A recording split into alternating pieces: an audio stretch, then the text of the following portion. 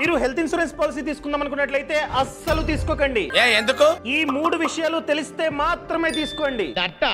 I think వాటో what. First one, room rent limit. For example policy document లో room rent limit అన్నది రోజుకి 2000 అని చెప్పి మెన్షన్ చేసింది. కానీ మీరు రోజుకి 4000 రెంట్ ఉన్న రూమ్ ని తీసుకున్నారు. అలా చూసుకున్నట్లయితే ఇన్సూరెన్స్ కంపెనీ రూమ్ రెంట్ కి 50% మాత్రమే భరిస్తున్నట్లు. ఇలా రూమ్ రెంట్ లిమిట్ 50% భరిస్తుంది కనుక హోల్ క్లెయిమ్ 50% మాత్రమే ఇస్తుంది ఇన్సూరెన్స్ కంపెనీ. ఫర్ ఎగ్జాంపుల్ హాస్పిటల్లో జాయిన్ అయినందుకు 1,00,000 ఖర్చయింది. సో 1,00,000 రూపాయలకి మీరు క్లెయిమ్ కి అప్లై చేస్తే ఓన్లీ 50,000 మాత్రమే ఇన్సూరెన్స్ కంపెనీ ఇస్తుంది. దీన్ని సాకుగా చూపిస్తుంది. అందుకనే పాలసీ డాక్యుమెంట్ లో రూమ్ రెంట్ లిమిట్ ఎంత ఉందో చదవండి. ఏ కంపెనీ అయితే ఎక్కువ లిమిట్ ని ఆఫర్ చేస్తుందో ఆ కంపెనీలో మాత్రమే హెల్త్ ఇన్సూరెన్స్ పాలసీని తీసుకోండి. Second one, కోపే. కొన్ని ఇన్సూరెన్స్ కంపెనీలు పాలసీ డాక్యుమెంట్ లో కోపే అని చెప్పి క్లియర్ గా మెన్షన్ చేస్తాయి. ఫర్ ఎగ్జాంపుల్ XYZ అనే కంపెనీ 80-20 అని చెప్పి మెన్షన్ చేసింది. అంటే మనం కనుక క్లెయిమ్ కి అప్లై చేస్తే దాంట్లో 80% మాత్రమే ఇన్సూరెన్స్ కంపెనీ క్లెయిమ్ ఇస్తుంది. రిమైనింగ్ 20% మనమే భరించాలి. సో కోపే